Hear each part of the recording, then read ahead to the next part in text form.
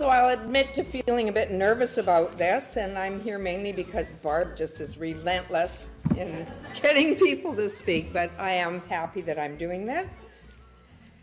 It's been difficult because it's an emotional thing to go through, and so anyway, I'll just do the best I can. I do have Kleenex.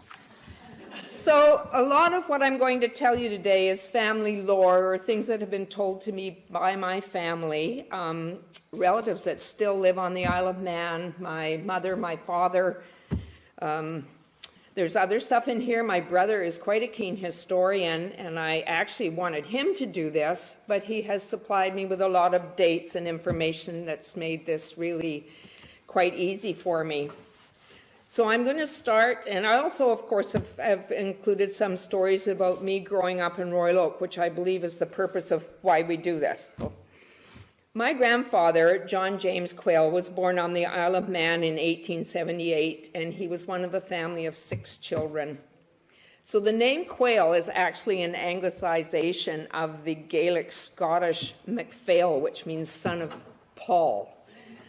The earliest recorded evidence of the name Quayle on the Isle of Man is in 1536, and it is the belief of our family that we are descendant from that particular date on that island.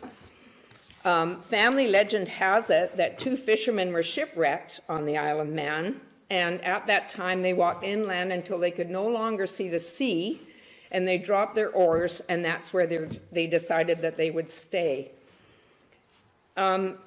The piece of land that they chose is on the north side of Snaefell Mountain, and it's kind of ironic that they stayed there, because if they'd have walked a few half a kilometer or a kilometer up the mountain there, they would have been able to see 7 kingdoms from the top of Snaefell on a clear day. The Manx will tell you that you can see Scotland, England, Wales, Ireland, the Isle of Man, the Kingdom of Heaven, and the Kingdom of Manannan, the god of the sea. All of my family have been able to visit that historic site. Now, the first visitor to the Isle of Man was my brother Larry, and he went in 1966 with George Frobein. Some of you probably know the Frobein family. And at which time he met our second cousin Helen. And he lined up Helen with my younger sister Cheryl as a pen pal, and to this day they still correspond. My husband Russ and I and our kids have been there. My parents were there, and most recently for my 3rd visit in 2012, I took my sister, who then turned 60, to meet her pen pal Helen. So I have some photos here that I brought with me, and there's a photo of Cheryl and I standing on the top of Mount Snaefell, looking down onto the old tenant farm that my grandfather grew up on. And there's a photo there of my son and I, taken in an earlier time in 1984. He's in the red jacket and I'm in the white coat, and we're exploring the family ruins. And the other photo that is there is of my sister Cheryl meeting her pen pal Helen for the first time. I brought an artifact with me from that lot. This was a slate tile off the roof of the house. You can see where they would put the peg through to hold it on. And I've carried that with me since 1984 on our travels. So the land it's very rocky and windswept, and it's in a district known as Blockiri, and it's presently owned by the Manx Water Board, and it's uninhabited today by people. After going there and after listening to stories from my grandfather in his later years, I realized that he was the original boy who walked uphill to school back and forth in the snow both ways. It's a horrible place. My grandfather had left Blockiri by 1901 to take up his trade as a carpenter joiner, and Larry's research showed that he met his bride-to-be, my grandmother, Mary Mackenzie Knox, around this time in Scotland, where he worked as a carpenter. He sailed from Liverpool, England on March the 2nd, 1904 on the Cunard liner Ivernia and disembarked in Boston, Massachusetts. His shipmate at that time was Robert Cuthbert, also a joiner. Is he a... No? They headed to St. Louis, Missouri to work on the 1904 exposition. I don't know about his trek to the West Coast or my grandmother's arrival in the United States, but they married in Santiago, California in 1907. My Uncle Johnny was born in 1908, my Uncle Neil in 1909, and my Uncle Charlie in 1913, all of them in Santiago, California. Just before my Uncle Neil was born, my grandmother's sister, Cecilia, traveled to the States to be with my grandmother while she had the baby, ended up working in a bakery in that area, but she was married to my grandfather's younger brother, Uncle Benny, we always knew him as, and they settled in Vancouver when my grandfather and grandmother settled up here in Victoria. Now, the 1910 census, U.S. Census, shows John and Mary Cuthbert with children Ford and Grace living in the same home as my grandparents and Uncle Johnny and Uncle Neil. And no? No? Okay. We thought they might be related to you. One of my Uncle Johnny's earliest memory is of his father, my grandpa, during World War I, while listening to the radio broadcasting news of the Britain's war efforts, standing up at the dinner table and saying, "God save the King, we are moving to Canada." And so they did. They arrived in Victoria in April 1918, and their first home was on Alpha Street. Grandfather's Canadian Forces Active Service Pay Book indicates that he joined the Railway Construction Corps in April 1918, and it shows him being paid out of Purfleet, England. That was a World War I staging ground 25 miles east of London on the Thames. He was discharged from there in 1918. I always thought my grandfather went to Normandy from things that my father told me, but I've not been able to prove that. So that handsome fellow there is my grandfather in his uniform. Upon return to Victoria, he worked as a carpenter and applied for a land grant under the Soldier Settlement Act for his military service, and he received 10 acres in the rural bush in Saanich. The family moved to this location in a horse-drawn wagon in 1920, and my grandfather was born there in 1921. My father, Alfred Benjamin Quayle. Reasonable access to that area ceased when the Interurban Railroad shut down in 1924. So my grandfather went to the Saanich Council to negotiate for a road. He actually went there to argue with them 3 times, and he finally said, "I will supply the rocks for this if you supply the team." And that is how Quayle Road got built. And it was named Quayle Road in 1926. My father never spoke much about his childhood, and regrettably, like a lot of us, I guess, I never thought to ask him a lot of questions when I was growing up. What I do know is that being quite a bit younger than his brothers, often found him at night lying on the floor because my Uncle Johnny would kick him out of bed, and they all, I guess, slept in one bed. So my grandma would sew him into a suit of warm underwear in the winter to keep him warm. He had a pet once. He hatched a goose from an egg, and he raised it, and it followed him everywhere. And I know he was really fond of his goose. And one day when he was walking home from school, he saw his goose hanging from the back of the greengrocer's truck. And apparently the goose, as geese will do, attacked my grandmother, and my grandfather wrung its neck. So that's kind of sad. I know that my grandmother would stick a bowl on top of his head and cut around the edges when it was time for him to have a haircut. I think that was probably a common practice in that day. And I know that he and his brothers logged with a team of horses in the Saanich area, and they would hunt for deer and they would hunt for pheasants, part of the meal. I have wonderful memories spent at the Quayle Road property as a child. They lived in a 2-room cottage with a dirt floor, and it still had the ice box outside the door with a block of ice and sawdust in it. My grandfather, ever since I know him, was almost blind. He suffered from glaucoma, and he walked with a cane, but he had a massive vegetable garden, and my grandmother would lay out the rows for him and plant the stakes, and he would follow along the string and plant his garden. He also had a big asparagus patch there, and he would very carefully feel the size of the asparagus and cut it with a knife.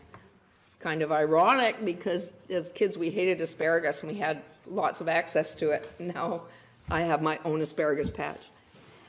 He had a great big chicken coop at the top of the property, and he showed me how to chew chicken feed until it turned into a paste. I don't know if any of you did that, but it made sort of a wheat-flavored chewing gum. He had a Jersey cow, and he would milk her, and the cat would know exactly where to sit, and he could actually milk her and squirt milk into her mouth. And he had this horrible big smelly dog named Rover, and Larry and I used to eat Rover's dog biscuits too. One day, Larry and I hid Rover under a blanket in the back seat of Mom and Dad's car because we just thought it would be so much fun to have a dog. And he got in the car and we started down the driveway, but we didn't make it very far because that dog was really smelly. My grandma was a really kind, soft-spoken, just a lovely lady. There's a picture of her here, and it just sums her up perfectly. Her twinkly eyes and her gentle demeanor. So we would go there on quite frequently on Sundays for tea, and we always had the same thing. It was hot sweet tea, and she had Hovis bread and sharp cheddar cheese and McGavin's cake with coconut icing. Grandma died when I was 10 of a massive stroke in 1957, and she was 73 years old. So following her death, my dad and his brothers would take turns bringing my grandfather to their homes for dinner. So he was quite a frequent visitor to our house, and he always arrived with a pocket full of peppermints. He was quite a religious man, my grandfather, and he'd say grace before dinner, and then after dinner, Dad would read him his mail, which was often letters from the Isle of Man. So it was very interesting for all of us. It became more and more difficult for him to be alone because of his increasing blindness, and he ended up in the Victoria Health, or the Royal Oak Health Centre on West Saanich Road. Some of you probably remember where that is. And I used to visit him there while I was in nurses training, and he died in 1968 at the age of 90. So my father went to Prospect Lake School, and at the age of 17, he entered an apprenticeship with George Massey at the garage on the corner of West Saanich and East Saanich Road. And that little garage is still there. It was Wilner's when I was a kid growing up. So some of you probably remember the Wilner's as well. Enter into the picture my mother.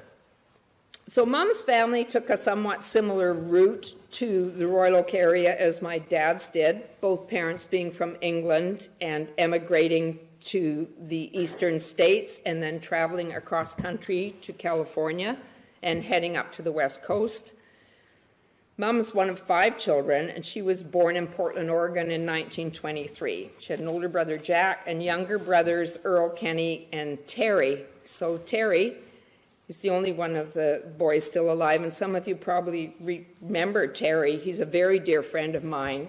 He's 5.5 years older than me and was like a big brother growing up, and has always just been a really, really super friend to me. I asked him to come here today, and he's golfing. So anyway, nothing can interfere with that.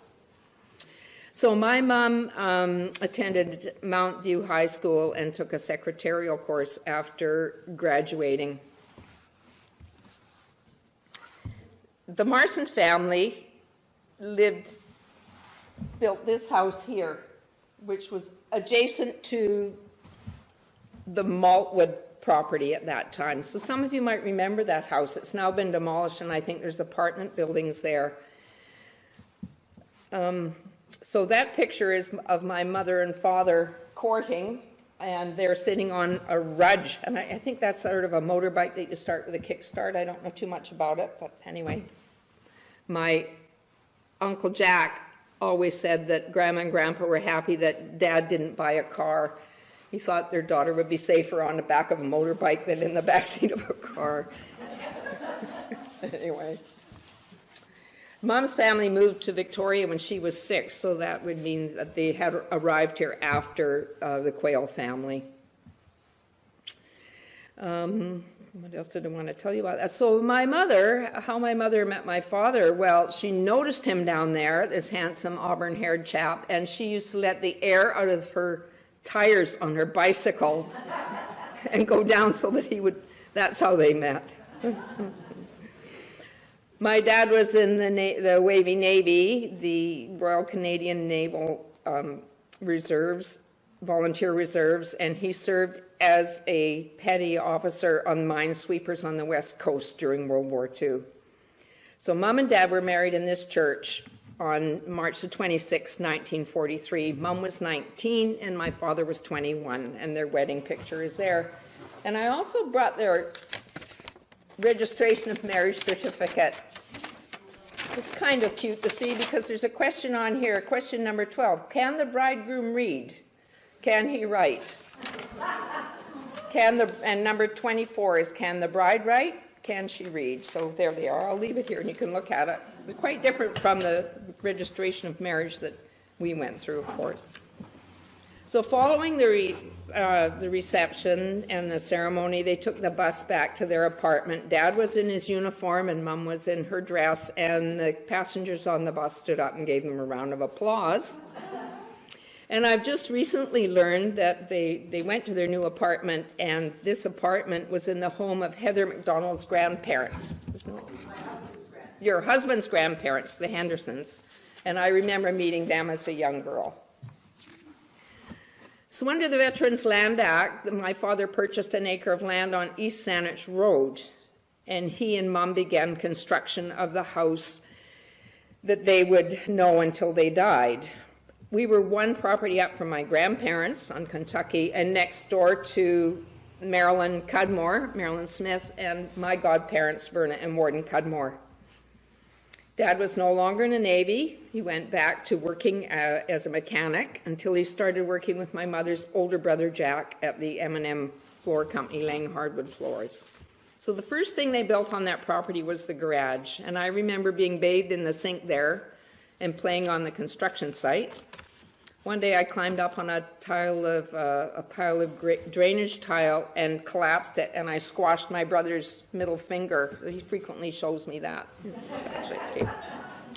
So we lived close to Grandma, and she would babysit us quite often. So when I was 5.5 years old, my mom told me she was going away for a few days, but when she came home, she would have a really neat surprise for me. So I was so excited when they came up the driveway and she came home, because I thought I was getting a green water pistol that I'd had my eye on. And she brought home a little red-headed baby girl, and that would be my sister, Cheryl. The three of us were christened in this church. So Cheryl was still in a crib when we moved into our new house with its beautiful hardwood floors. The house is still there today. There's a little picture there. It shows the garage next to the house, and it's still on Viewmont Avenue. So when I looked out of my bedroom window as a child, I would see nothing but rolling fields and oak trees and an old wind socket on a post that was most likely a remnant from World War II. Because we backed onto the huge Rithett property, which was originally the 1,000-acre Broadmead farm, where Robert Rithett raised thoroughbred racehorses, and you could still see the racetrack that he built there. It's hard to believe that that piece of land was once heavily forested. It looked like the rolling hills of Devon with the oak trees on it, and that is why my grandfather and grandmother Marson decided that they wanted to build there. Our street at that time was the main access to the cemetery, and that was pretty exciting because occasionally there would be a military funeral, and they used to mass on the side of the street. They would hitch up horses to a wagon carrying the coffin, and there would be a band, and then they would all solemnly march up the hill. And I've always been a horse nut, so I really loved the military funerals. This ended in the mid-50s when the two-lane Pat Bay Highway was built, and that became the main access for Royal Oak Cemetery, and we now lived on Viewmont Avenue. So half of our property, along with half of the neighbors all the way up the street, was expropriated at that time, and I recently learned from Marilyn that the homeowners were given $1,500 for their land. Doesn't sound like much now. It may have sounded like more then, but there was no compensation for losing that beautiful piece of land. We No, taken from you. Yeah, it was a very hard time. And we all spent a lot of time on that property growing up, crossing the highway. Eventually, we hiked to a fort that Larry and his friends built. I rode my horses down to the peat bog there. We skated on the pond there in the winter. There always used to be horned owls in the woods there, and I don't know if they're still there or not. There's not many woods left there. We also found a horse skeleton there at one time, and the skull of that horse stayed in our basement for a long time. So growing up was a great time of freedom and exploration in this area. We used to love sneaking into Mr. Maltwa's property next door to my grandmother's and seeing how close we could get. And then he'd come out and shoo us off with a stick, with his walking stick. And I feel kind of badly about it now because I understand that his wife at the time was very ill, but we didn't know that as kids, of course, and kids are kids. Larry and I rode our bikes all over the place. We went up to the pipeline and we would fish up there. We would go to the old reservoir and dare each other to ride down the sides of it. I think some of you probably did that too. I don't think my parents knew we were doing that. They'd have a fit. We'd also pack a lunch and ride our bikes from Viewmont Avenue up to Quail Road to visit my grandparents. Now, at this time, this Church Hill, as we called this, was a gravel road. And I remember coming back one day and my sweater blew out of my bicycle carrier and caught in the chain. And I went head over heels down Church Hill on my hands and my knees. And so quite a dilemma. I was sitting there all bloody and wounded and we didn't know what to do. And this man came along in a truck and he stopped. And he said, let me take you home. And we said, Larry and I said, well, we can't do that because we're not allowed to talk to strangers. He got down on one knee and he said, I know who you are. He said, I know your mom and your dad. And he named them. He said, I know your uncles and your aunts. And he named them. And it turned out it was Mr. Armitage. And so Mr. Armitage put everything in the back of his truck and took us home. Now, my friend Elaine Jackson, who lived across the road from us on Viewmont Avenue's property, abutted the old Royal Oak School ground, and that old school at that time was boarded up and condemned and soon to be demolished, but we used to be able to sneak in there. I think all the neighborhood kids did, and we'd scare ourselves stupid in there, but anyway. The little school, which is now Crumsey's, we went to Brownies there, and we also did Vacation Bible School. So other things that I remember vividly was milk being delivered to the door, and the milkman would frequently stay for tea. The McGavin's truck came to the door with the bread, but my favorite was the Watkins man, because if you opened the back of his truck, there were little shelves in there, and it smelled so good. And my mom used to buy the mentholatum ointment and orange-flavored cod liver oil from him. Of course, we had the Fuller Brushman, and we had the encyclopedia salesman, but we also used to get doctors making house calls. That doesn't happen anymore. Larry remembers that Sid Petch, a friend of my dad's, drove the bus from Victoria to Sydney, and he'd occasionally stop at our house for coffee on his way back if he was ahead of schedule, because his next stop was down by the 5-mile marker on West Saanich Road. Is that still there? I'm not sure if that White Rock is still there or not. So my parents had a really close circle of friends, and some of you may know them or know their kids. Tom and Gladys Wilson, Doris and Ray Oliver, Bill and Eva Heater, and Jim and Doreen Amos. And we became friends with their kids growing up, and a lot of us used to go camping together. That would be our summer holiday up at Parksville. And Janet Wilson is a dear friend of mine to this day. The other thing that we used to all do was my parents would square dance at the Women's Institute Hall, and as kids we used to go and sit and watch them. Doris and Ray Oliver were the best, I tell you. They were amazing. Every Halloween, my mom and dad would have a huge bonfire, and the whole neighborhood would come. Mom would be making pumpkin pies for days before that, and we'd all cook hot dogs and marshmallows over the fire. And Dad would throw potatoes into the embers, and then we could eat them with lots of butter. My family's still crazy about Halloween. My brother, for quite a while, had a fireworks license, and every year at my sister's, they'd have a big pumpkin carving contest, and Larry would let off a fireworks display.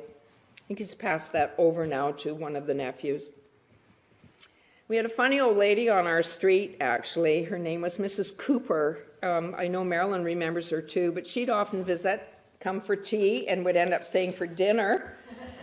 My mother used to tell me that she had imaginary friends. She was a little bit daft. But one of the things that Mrs. Cooper did was she opened a little store in front of her house. And I don't know if any of you remember that or not, and you couldn't do that today, that's for sure. You'd need a permit. But she used to sell pop and ice cream and candy to all the neighborhood kids. So Larry sent me a story that he wanted me to share with you, and it's called Chatterton's Pig Barn, circa 1956. So Drew and I were shooting arrows at a target back by the west side of the defunct pig barn. A couple of the arrows had missed their mark and skittered under the barn. It was getting dark and approaching the time for me to go home to dinner. I believe it was Drew who lit the newspaper in order to provide light to retrieve the arrows. What could possibly go wrong?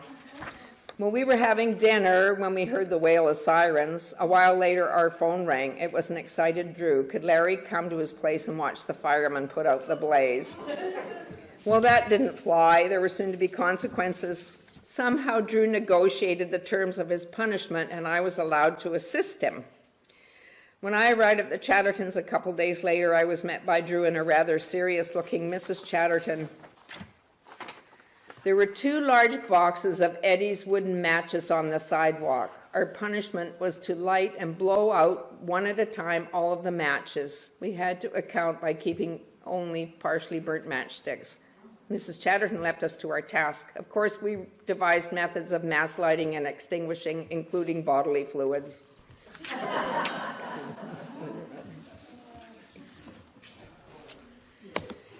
So as you already know, did all my schooling here, and I have vivid memories of my first day of school. Larry and I set out, and we got down to the end of the shortcut by Mr. Stinson's store, and Larry turned to me and he said, "You're not allowed to hang around with me and my grade 3 friends." So, okay. I turned around and went home. And in the process, I got chased by Mr. Hewitt's goose. But Mom promptly marched me back, and after that I learned just to stay back. It was okay. The other thing I remember really vividly about grade 1 is Miss Southwell. I don't know if any of you had her as a teacher, but Norman Wright sat in front of me, and one day he had a big caterpillar on a stick, and Miss Southwell walked down and just smacked him over the head with a ruler. You wouldn't be able to do that today. I have one of my mother's brothers, Uncle Earl, had a little airplane, and when I was in grade 1, he flew up from San Francisco, and I believe he landed it at Copley's Field. But he took Larry and I for an airplane ride, and it was so neat. I'll never forget it. I sat beside my Uncle Earl. Larry had the window, of course, and he put his arm around me and he buzzed our school. I just thought that was so cool. Yeah. So I have really good memories of growing up with my uncles and aunts and cousins. Uncle Neil, he was a painter and a carpenter, and his home when I was a child was on the corner of Spring Road and Quail Road.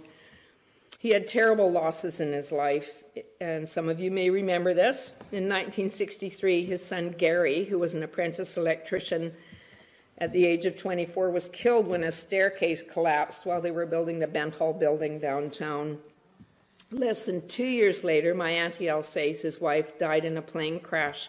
She was en route to Whitehorse to visit Marilyn Quayle and her grandchildren. The plane crashed 40 kilometers west of 100 Mile House, and the cause of the crash was an explosion in the lavatory, and all 52 people on board that plane were killed. Uncle Neil was never the same after that. He used to spend quite a bit of time at our house. He'd come and quite often a dinner guest at the table.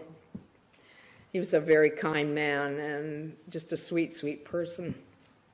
He owned a cottage in Souk at Tugwell Creek, and as kids we used to go out there, and the men would fish, and we'd have big family dinners together, and that cottage is still in his family today. Some of you might remember Marilyn Quayle. Marilyn worked at Marigold Nursery for years. She died earlier this year, and we had a big get-together in Souk for her and her family. She had 6 kids, so Uncle Neil has left an amazing legacy of grandchildren and wonderful, wonderful kids. Uncle Charlie was a cabinet maker and a carpenter. He worked at Builder Sash and Door as a foreman and at D&D as the foreman carpenter until he retired at the age of 65. Their land was on Viaduct Avenue, and it was a VLA property as well. Uncle Charlie had the most amazing gardens. He could grow anything, and he also kept bees. And one morning, this massive bee swarm formed at the end of our driveway on an oak tree, and my dad got so excited. He called Uncle Charlie, and I remember him coming to our house in beekeeper garb, and he smoked the bees, and he put them in a hive, and he took it to his property. My Uncle Johnny was a builder and a finishing carper. He worked at Wheaton and Campbell Construction Companies. He also built a beautiful home on Quail Road and ended up selling it when he moved in to live with one of his children when they got a bit older. I remember Uncle Johnny as being a perfectionist. I remember him building the cabinets in that house and ripping them out because the grain didn't match exactly as it should have. Crazy. He also had a bit of a quick temper, I think. Okay. So Dad continued to work for M&M Floors, and my mom, I hope some of you remember her. She was best known as the friendly cashier at the grocery store that originally was owned by Orchards and then became the Shop Easy and then the Economart. But she worked there for years. Dad was a quiet, hard-working man. He'd fix everybody's car for as long as I can remember. He loved children. He loved animals. He was really good with horses, which is great. He's been very supportive of me and my love of horses as long as I can remember. And Mom was just incredibly energetic and kind, and she cared for her own mother for years after my grandfather passed away. And she always managed to do that and keep an immaculate house. So I graduated from Claremont High, and then I went into nursing at Royal Jubilee Hospital, and I met my husband Russ in January 1969, and I'm going to tell you this story. It's a funny story, actually. My roommate at that time, one of my best friends, was about 5'4", and she kept asking me to go out on a blind date with this guy. It was a party on one of the ships, and I said, I don't want to go out with anybody in the Navy. Why on earth? So anyway, I said, what's he like? She said, well, he's taller than me. So I was 5'9.5", and she's 5'5". I said, well, that's encouraging. She said, he's got a really nice smile. So finally I relented, and so Russ came to my house to pick me up, and Dad and I were watching a hockey game, and he was waiting at the front door with me. When Russ walked through the front door and smiled at me, and I was gone. So anyway, when I got home later that night, my dad was waiting up for me, which was kind of unusual, and he said, well, what happened there? And I said, I'm going to marry him. And we were married in 1970, a year and a half later. So we spent the next 28 years moving as he pursued his naval career, and I tried to keep up with my nursing qualifications, and I did manage to do that for 23 years. We had 4 postings to Halifax, 1 to Ottawa, 1 to Toronto, 1 to England for 3 years, 3 to Victoria, and 1 to Norfolk, Virginia. So I lost track of the homes. We did live here at really significant times, however. I lived here for the birth of our 2 children, so they are 3rd-generation Victorians, and both of them spent time at Royal Oak and Claremont High School. So it's 20 years since Russ retired this summer. I can't believe where that 20 years has gone, but his last job here was as commander of the Maritime Forces Pacific, and that ended 35 years in the Navy. So one of the greatest things about living in those different places is that people come to visit, and it opened doors for our family to travel. So Larry and Susan came to visit us in Halifax. They borrowed our camper. They did a tour of Nova Scotia. My sister Cheryl and her husband John and their 4 children came to visit us when we lived in Virginia, traveled around with them then. Mom and Dad came to Nova Scotia twice. Once they brought my grandmother. They also came to Ottawa for a visit, and in 1984 they came to London with their friends Gladys and Tom Wilson. Now, that was so much fun. So Gladys and Tom stayed with us a few days and went off to do their thing, and then Mom and Dad went over to the Isle of Man to meet up with family there and to visit the birthplace. And Mom said, oh, we have some friends who live in Yorkshire, and do you mind if they come and stay when we come back and visit us? I said, no, that's fine. So anyway, their names were Dennis and Veronica. I can't remember their last names, but they arrived, and I was talking to Dennis in the kitchen as I was cooking his dinner, and I said, gee, it's funny, I don't remember my parents ever speaking about you. And he said, oh, well, I just met your mother earlier this year. We were visiting Victoria, and we shopped at the grocery store, and I met her when I was checking out. She was incredibly friendly. Anyway, they stayed with us for a few days, too. So that was my mom and dad's first trip in 1972 anywhere. They went across Canada by train to Halifax, and they flew back, and that opened a door for them. They traveled a lot after that.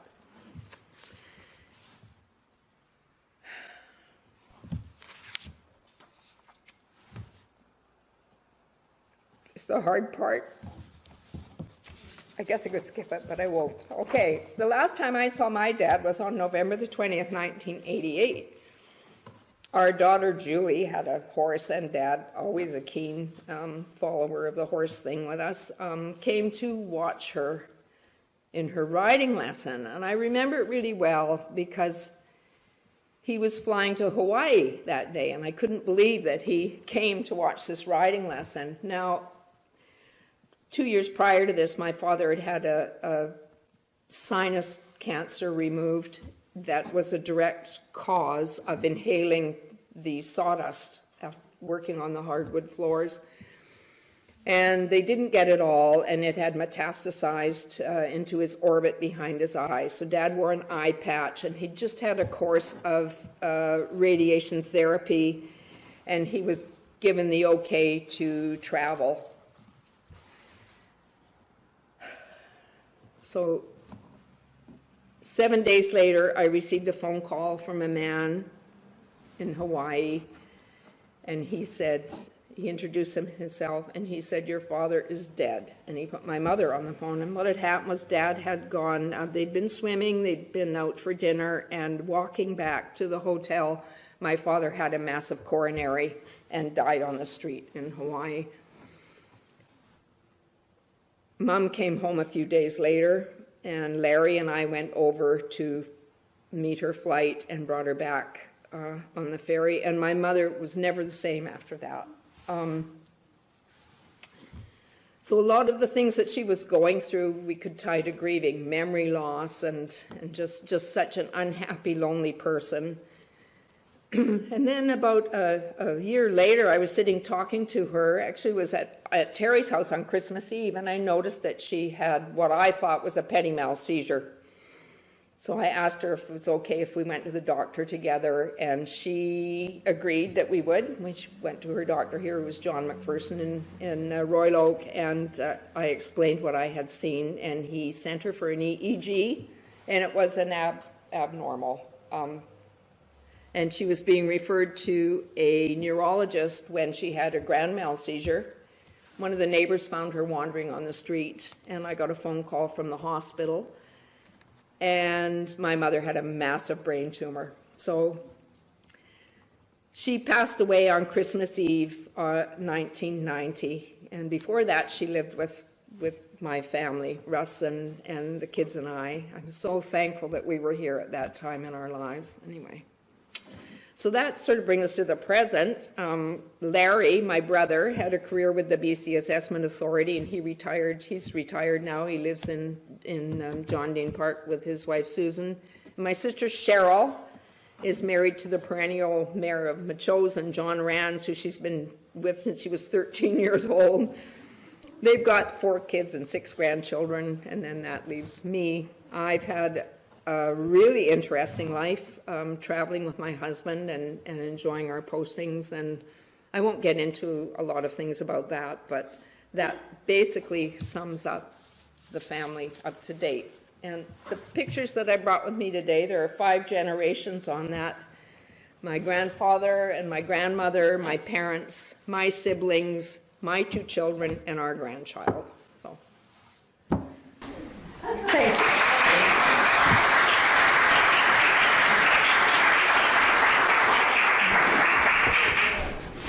Questions if you're willing to answer questions. I will if I can. I was hoping my brother would be here to answer questions. Where was the house on Quail Road located? Grandpa's cottage? It's, okay, just past Spring Road. That property, Spring Road and Quail Road intersection, used to be part of Granddad's 10 acres. And so it would be the next, I'm not sure what's in between there now. I haven't been up there for a while. I did go up there when we moved back here from England because I was just curious to see what had happened. And there's quite a lovely home there where my grandparents used to live. And I was turning my car around and the lady who owned the house came out and said, "Can I help you?" And I just explained why I was there. And she said, "Did he by any chance grow asparagus?" So I guess she was still finding asparagus in her lawn. So if you went all the way up Quail Road and turned around the corner, you'd end up at old Mr. Coop. What was his name? He was an ex-army officer who lived up at the very top of Quail Road, and Grandpa's property abutted his. So it's on the, if you're going. What's left of it? Anything? Nothing. Oh. Asparagus. Yeah. Where does Jim Quail, who lives in Cowichan Bay, fit in here? Jim is Uncle Charlie's oldest boy, and Jim just turned 80 years old. I saw him not too long ago. He lost his wife, Noni, last year. She was sick for a long time. Yes, she was. Jim looks great. Yeah, him and one Sunday, about 11 o'clock in the morning, Peter and I had a chicken race on Near Urban Road, and nobody chicken. And oh my goodness. I'll never forget the cop standing there scratching his head, figuring out how the hell did this come about. Jim was my dad's favorite nephew. Jim is a really nice man. Yeah, he looks really good, actually. He's quite proud to tell me that he hadn't had anything to drink for a couple of years, so I think that was good. There was Jim and Sylvia and David, right? Yes. Yeah, that's right. Sylvia lived with a good friend of Keith and ours, Dave McClure. Yes, of course, yeah. That's my cousin Sylvia who died. She was, I believe, one of the first dialysis patients here in Victoria. She had malignant hypertension and ended up on... I was out there at their place when they lived in Langford, just at Christmas time, and she brought out all these cookies and stuff, and they all had all the peel and the little silver balls and stuff on them. And I asked her, how did you do this? And she had a bunch of little tins with all the different things spread all along the counter with a string in front of it with a clothes peg on it. And then as soon as she put that out of that tin, she'd take the clothes peg off. So she knew how to do this. She's an amazing woman, Sylvia. Okay. I remember your mom, when we go through the checkout, I guess this would be down at the bigger store. What was it called? Well, there was a Shop Easy and then the Economart. Okay. But she was so proud of the grandchildren. So she would always have a picture ready to show us. And because we were pretty much late starters, I didn't, there was nothing my mom had died by then, but could show in return, So it was always, I always knew there would probably be another grandchild, lovely picture. She was so proud of. That's my... We'd often go through it, Yeah, she had a regular lineup, I think. Yeah. Oh, she'd give her shirt off her back to anybody. I guess she would probably know the man in the meat department, Reg Thomas. Oh, yes. He was a friend of ours. Mm-hmm. He still is living as far as I know. Oh, really? I think so. I remember at Brownie's on a Friday, your mother coming to get you, and you were going for fish and chips, and I got the impression you had fish and chips every Friday, and I was Not every Friday, but do you remember the old British fish and chip shop? Oh, my God. That was a real family treat. It was downtown, and they had booths with red. Well, we had the Royal Oak Fish and Chip Shop, which, you never went there? Eventually, but Dad, we would, I think it was just once a month. I remember it so well. And then after that, sometimes we'd go to the drive-in movie, Joanne, okay? Gary, his sister Nadine, were they twins? No. They were very close, so I think. Yes, weren't they? yeah. Yes. Gary was the oldest, like older than Nadine. Gary and Nadine just passed away probably about, oh golly, maybe 8 or 9 years ago, I think. Yeah, Gary and I had a few nights out together when we were in our early 20s. Quails could party. A couple of comments from your talk, which brought back all sorts of memories. Terry Morrison was my partner in Claremont Pole Yes. for 35 years. But in the meantime, your grandfather, Mr. Morrison, when he built the house, the Royal Oak Post Office had just closed, the old one up on Viewmont now, what's now Viewmont, and he tore that building apart and used the lumber to help build the house. The lumber from that was used to build a new home. Oh, I didn't know that. And the other one was about the sock, the wind sock. Yes. That's when they used to use that field for glider. Oh, They had gliders okay. between the warriors, and they practiced. They had to take us down there occasionally to watch these gliders. They had a winch on a truck on the bottom of the hill. The Pope gave them the tug, and up they'd go. So that was part of the Rithett estate, was the glider field. Oh, I'll tell my brother that, because we always wondered why the wind socket was there. Thank you, Peter. Yeah. Oh, you went into. Peter beat me to it because I was going to say about the grider, Oh, okay. which you reminded me of. But I had a question too about the Chatterton barn, big barn. Where was that? On Chatterton Road now. It was Pipeline originally. They just had that was a horrible pig. Charlie talked about the pig, but we used to tease the pig, and the pig would chew our shoes. It was a really nasty pig, so, yeah. But they just had it where Chatterton's house was. It was just on their property in the trees. That was on Normandy. Yeah, Normandy Road, yeah. Yeah. That was a barn from a long time ago, wasn't it? Not from Chatterton's building? I thought the pig, yeah, it was probably, it looked very old. Yeah. If I remember correctly. Yeah. That reminded me of something. Do you remember, any of you, when Mrs. Mellish, do you remember the Mellishes? Yeah. Oh my God, when Mrs. Mellish's house burnt down? My parents took us, Diane, in the middle of the night to see to that fire. We sat, yeah, it was amazing. I'd never seen a house burn down before. I haven't since either, And all actually. these puppies, Yes. because she had pups in every closet, in It's every just- bathtub. God, it was Our awful. mastiffs and Scotties, and puppies came out of everywhere. I remember taking music lessons with Mrs. Miller. Oh, wow. She had mastiffs. That's right. And my dad used to stop at the beginning of the driveway, my brother and I, so we were there for 2 hours.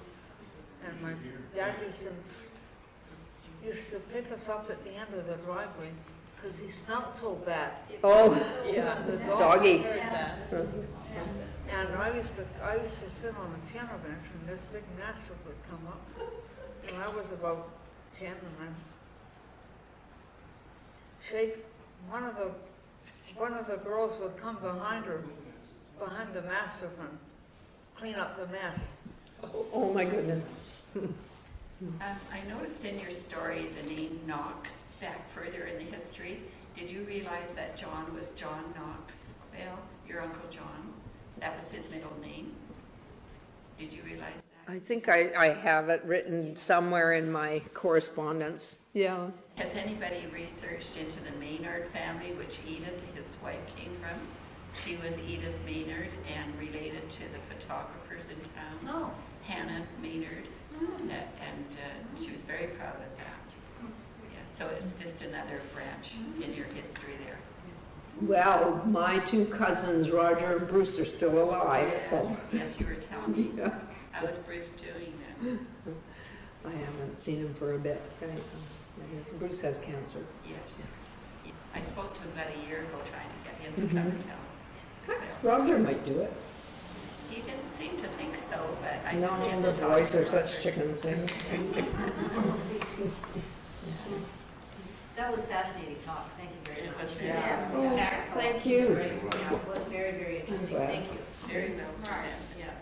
Good. Thank you.